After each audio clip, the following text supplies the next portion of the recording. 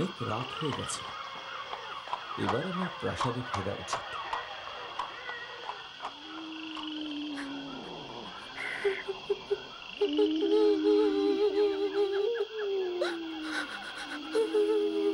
কিন্তু অনেকক্ষণ ধরে কেমন যেন একটা কান্নার শব্দ পাচ্ছি,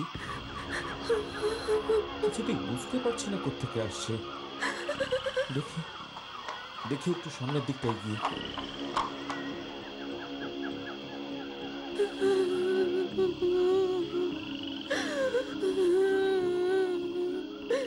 এবার কি হবে গো আমার?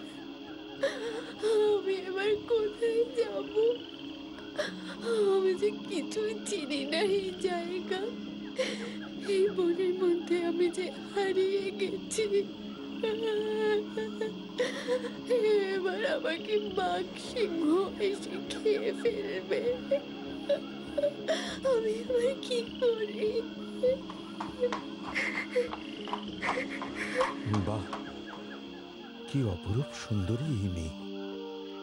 মনে তো হচ্ছে কোনো রাজ্যের রাজকুমারী, কিন্তু এত রাতে এই গভীর বনে ও এখানে কি করছে? দেখি, একবার ওর কাছে গিয়ে দেখি। শুনছো? শুনছো? কে তুমি? কে? তোমার নাম কি? এত রাতে এখানে কি করছো? আমি রোজ। আমার খুব বিপদ, আমি বাড়ি থেকে পালিয়ে এসেছি। তোর এত বড় সাহস, তুই গ্রিজেলাকে কথা বলেছিস? ঘরে যে এতটুকুও জল নেই।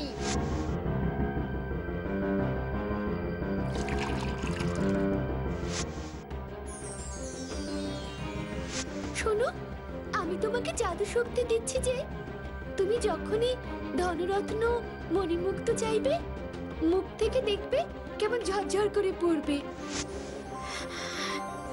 কি রোজ বুঝি বর পেয়েছে? কি ঝগড়ুটে? আমি ঝগড়ুটে তো তুই। তাই এবার থেকে যখনই তুমি কথা বলবে, তখনই মুখ থেকে শুধু সাপ ব্যাং বেরোবে। সোনা, হিরে, ওই শয়তান রোজটার ষড়যন্ত্র এটা। ওকে আমি ছাড়বো না। এবার কি হবে? এবার তো আর আমার রক্ষে থাকবে না। মা দিদি আসার আগে আমি বরং এখান থেকে পালিয়ে যাই। পরীর দেওয়া বরে তুমি যখন যেমন ধনরাশি চাও তাই পাও। তাই তোমার ধন সম্পদের অবশ্য কোনো অভাব নেই, আর এটাই এখন তোমার সবচেয়ে বড় বিপদ। বিপদ? হ্যাঁ, বিপদই তো। লোভী মানুষের খপ্পরে পড়লে তো আর রক্ষে নেই। তবে এখন উপায় কি আর উপায়? তুমি কাউকে এই বরদানের কথা আর বলো না। নিশ্চিন্তে আমার সাথে চলো। কেন? আমি আপনার সাথে যাব কেন? আপনি যে লোভ করছেন না, কি করে বুঝবো? তুমি ঠিক বলেছ। তবে কি জানো, আমার ওই সম্পদের উপর কোনো লোভ নেই।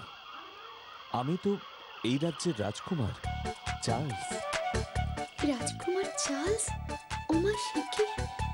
এবার নিশ্চয়ই তোমার আমার সাথে আমাদের প্রাসাদে যেতে আপত্তি নেই। চলো। বাবা, তুমি তো চাইছিলে আমি এবার যেন বিয়ে করি।